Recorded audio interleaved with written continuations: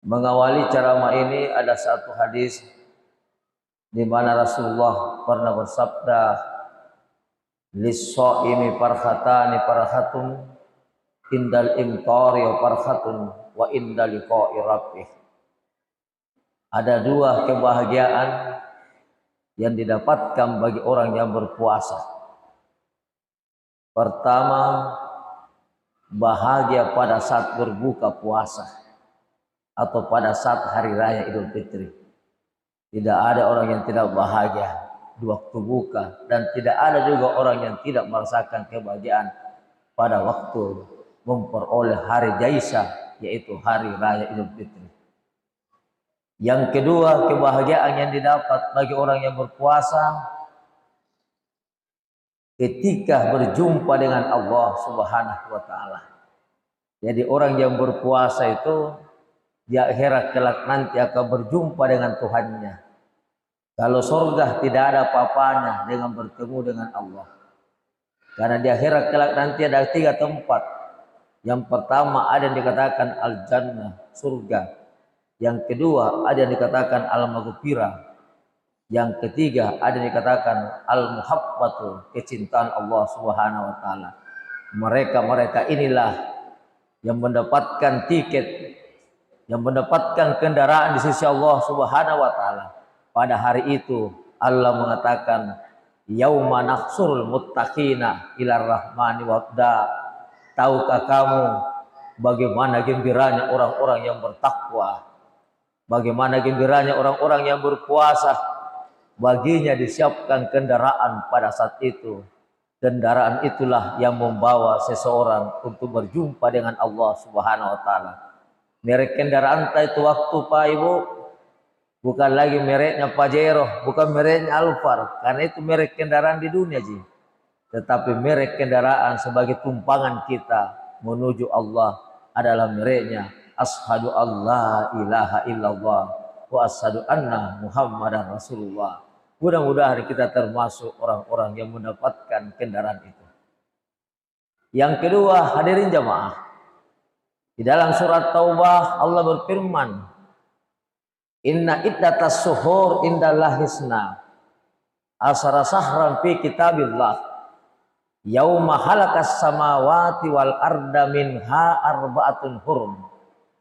Kata Allah, sesungguhnya bilangan bulan itu di sisiku tentang penciptaan langit dan bulan itu terdapat 12 bulan. Lalu Allah mengatakan minha arba'atun hurum. Ada 4 bulan dari 12 bulan itu yang sangat mulia.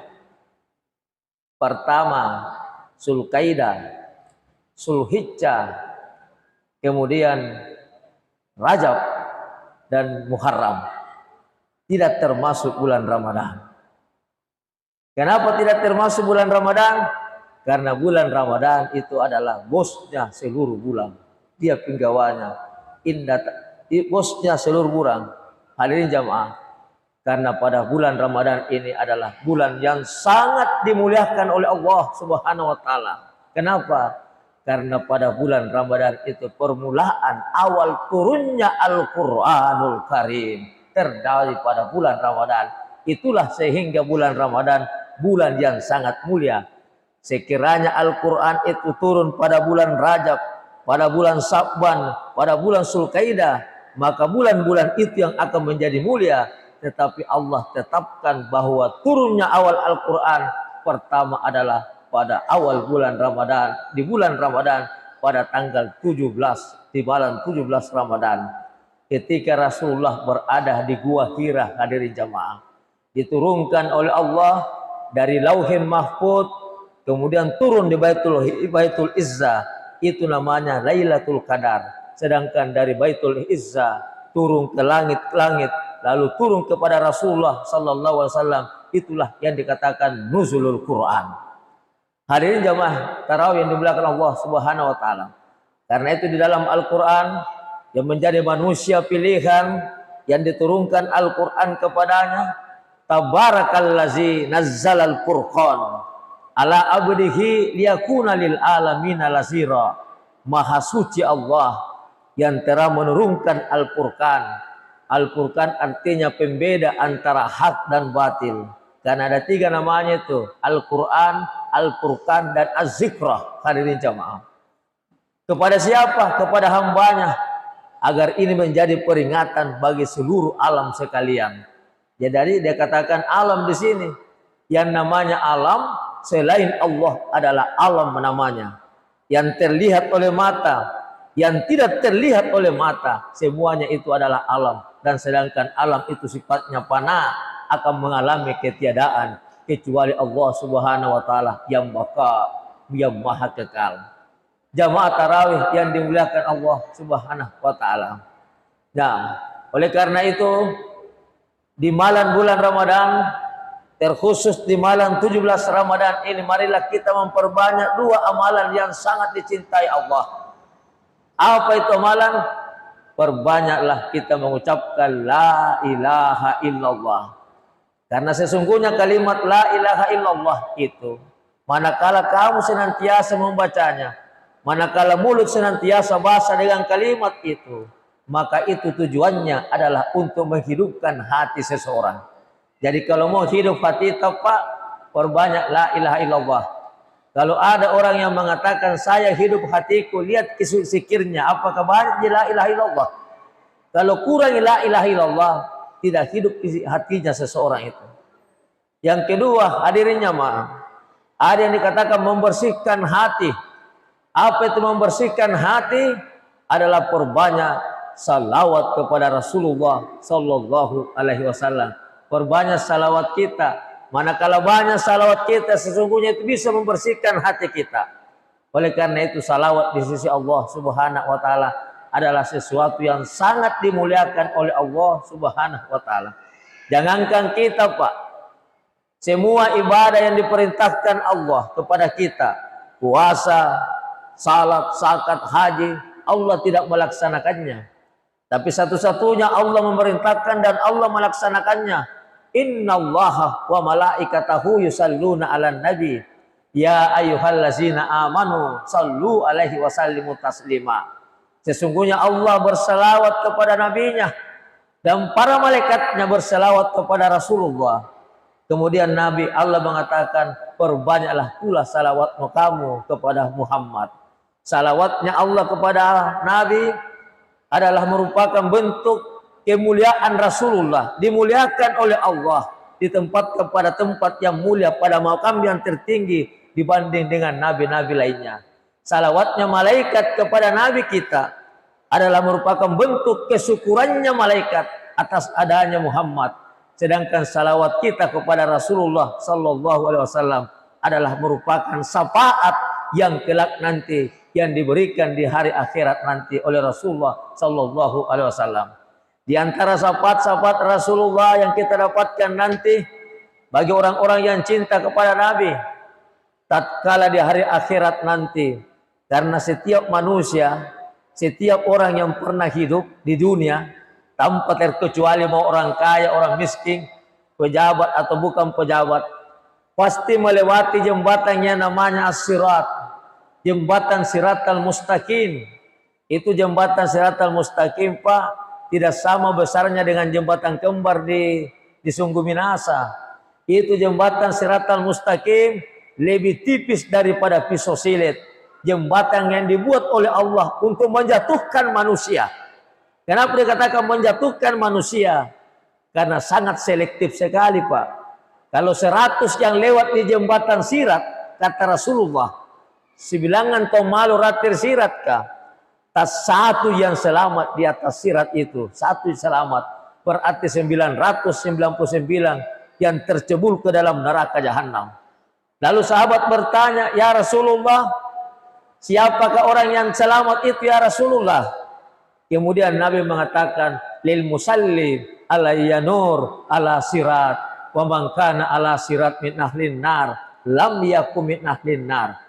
Lil musalli ala yanur, bagi umatku yang banyak kesalawatnya, ketika berjalan di atas sirat, kata Nabi, bercahaya wajahnya, bercahaya wajahnya. Wa man kana ala sirat min ahlin nar, siapa-siapa orang yang bercahaya wajahnya ketika berjalan di atas sirat, lam yakum min ahlin nar, kata Rasulullah, tidak tercebur, tidak terjatuh di atas sirat itu disebabkan karena syafaatku, kata Nabi.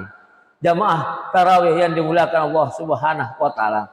Begitu istimewanya lagi tentang salawat ini, manakala kita berdoa tanpa ditempelkan salawat, maka doa kita tidak diangkat kehariban Allah Subhanahu wa taala. Seperti kalau kita buat surat, Pak, kita sudah surat masukkan di kotak pos, kasih lagi parfum itu pembungkus surat masuk di kotak pos. Begitu sore hari, ini petugas pos dah buka gitu kotak, tapi diantaranya surat itu surat yang tidak punya materai. Yakin ke surat tidak pernah tiba di tempat tujuan. Kenapa? Karena tidak ada perangkonya. Begitulah juga dengan masalah doa itu. Kecuali karena itu di awal doa kita hendaknya selalu mengawali Bismillahirrahmanirrahim. Allahumma salli ala Muhammad wa ala ali Muhammad. Jamaah tarawih yang dimuliakan Allah Subhanahu wa taala. Yang ketiga, keistimewaan daripada salawat Rasulullah. Di dalam satu hadis qudsi Allah mengatakan, "Ama yurdika annahu la yusalli alaika ahad illa sallaitu alaihi asra wa la yusallimu alaika ahadun illa sallamtu alaihi asra." Sungguh mendapatkan ridha atas Muhammad, kata Allah, la yusalli alaika ahad. Tidak ada seorang pun di antara umatmu yang bersalawat satu kali atasmu Muhammad, bersalawat satu kali kepadamu Muhammad, kata Allah, illa sallaitu alaihi asra, melainkan aku yang akan membalas salawatnya 10 kali. Jadi kalau kita bersalawat kepada Nabi, yang balas salawatnya itu bukan Nabi, tetapi yang balas salawatnya adalah Allah Subhanahu wa taala. Satu kali kita bersalawat, Allah membalas salawat kita 10 kali. Sedangkan di dalam satu kitab dijelaskan, sekiranya kita diberi kesempatan hidup oleh Allah, taruhlah 200 tahun umurnya. Sekiranya kita punya umur 200 tahun, taruhlah angka tertinggi kita pakai. Tidak ada dosa yang kita perbuat, tidak ada kesalahan yang kita lakukan. Semata-mata kita hanya mengabdi kepada Allah, beribadah kepada Allah Subhanahu wa taala. Kita gunakan umur yang sepanjang itu. Tetapi Allah membalas salawat kita 1 kali saja. Allah balas, tidak perlu 10 kali. Maka Allah mengatakan, lebih mulia balasanku salawat 1 kali ketimbang seumur hidup yang kamu pakai beribadah. Begitu mulianya tentang salawat itu. Hadirin jamaah yang dimuliakan Allah Subhanahu wa taala. Kemudian yang terakhir, hadirin jamaah, kemuliaan salawat pun pernah terjadi pada Nabiullah Adam alaihissalam. Mungkin Bapak sudah banyak mengetahui bahwa dulu itu Nabi Adam tinggal di surga, Pak. Ketika Allah menciptakan Adam, lalu Allah menempatkan Adam itu tinggalnya di surga. Tempat yang sangat berbahagia. Seluruh fasilitas hidup disiapkan di surga. Tetapi Allah katakan, wahai Adam, seluruh fasilitas di sini silahkan nikmati. Tapi ada satu fasilitas yang jangan kamu dekati. La taqraba hasihis sajara fatakuna minat dhalimin, kata Allah. Pohon itu Adam, jangan kau dekati. Itu larangan buat kamu. Tapi karena rayuannya iblis ini merayu menggoda Adam, itu kan hakmu Adam. Akhirnya apa yang terjadi? Lalu Adam pun melanggarnya, didekati pohon itu, hadirin jamaah. Kemudian Allah mengeluarkan dari surga. 1 kali dia melanggar, Pak, Nabi Adam dikeluarkan di surga. Sedangkan kita ini berkali-kali melakukan kesalahan, berulang kali kita melakukan dosa, baru mau kita pergi di surga, hadirin jamaah. Kalau bukan karena ampunan Allah, kita tidak akan sampai kita di surga. Jamaah yang dimuliakan Allah, dilempar Nabi Adam keluar di dunia. Berapa lama dilempar Adam? Selama 450 tahun. Ada hadis mengatakan selama 400 tahun. Berpisah dengan istrinya Hawa. Hawa ditempatkan di Jeddah, sedangkan Nabi Adam berada di kaki gunung Himalaya, India. Hadirin jamaah, dipisahkan. Selalu Adam berdoa, Rabbana dalamna anfusana wa illam taghfir lana wa tarhamna lanakunanna minal khasirin. Ya Allah, saya termasuk orang yang menganiaya diriku sendiri, maka maafkanlah saya Allah, ampunilah saya Allah. Belum diterima doanya Nabi Adam. Nanti kapan diterima, Pak? Setelah mencapai 450 tahun, nanti berada di kota Mekah, di Makkah baru diterima doanya Nabi Adam.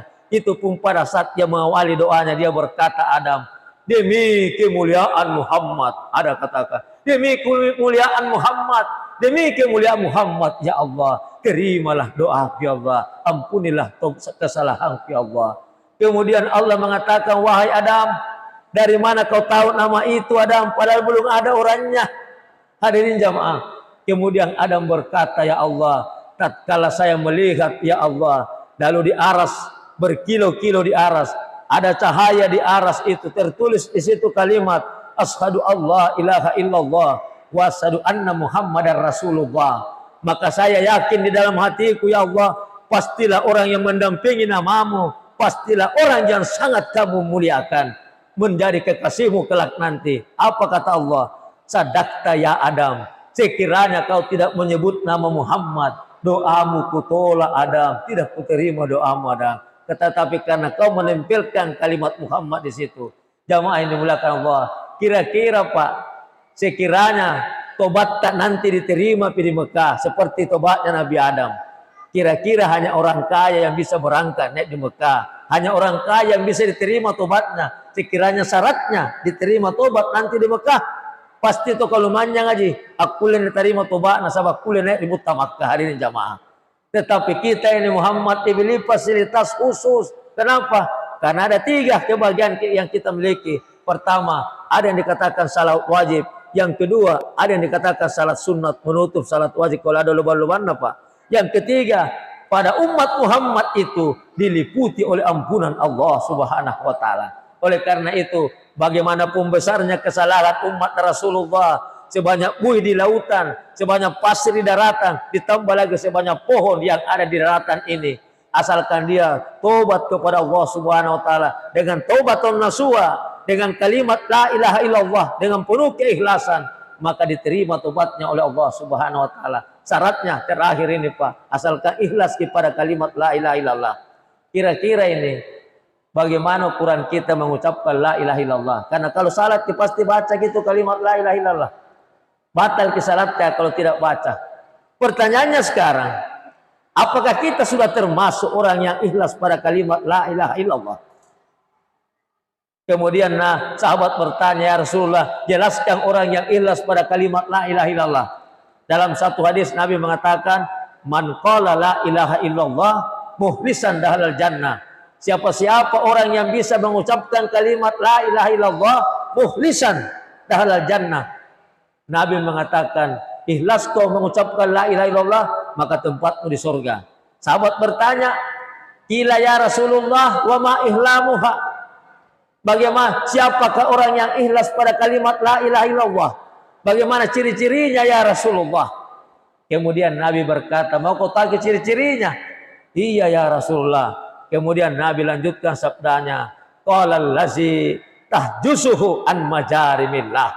Adalah orang yang bisa menahan dirinya dari perbuatan dosa dan maksiat kepada Allah Subhanahu wa taala. Inilah hakikat salat. Innas salata tanha anil fahsya'i wal munkar. Salat menjauhkan kamu dari perbuatan dosa dan maksiat. Kalau kita salat belum bisa menghindari perbuatan dosa, berarti kita belum termasuk orang yang mendirikan salat. Baru jadi salat. Karena salat ada orang yang salat Pak, ada orang yang mendirikan salat. Nabi ta innal musallina kasir wal mukimina laha qalil. Ada orang yang salat, ada orang yang mendirikan salat. Kalau mendirikan salat sudah jelas salat nih, tetapi kalau salat belum tentu mendirikan salat. Hanya orang-orang yang mendirikan salat yang bisa menahan perbuatannya dari perbuatan salah dan dosa di hadapan Allah Subhanahu wa taala.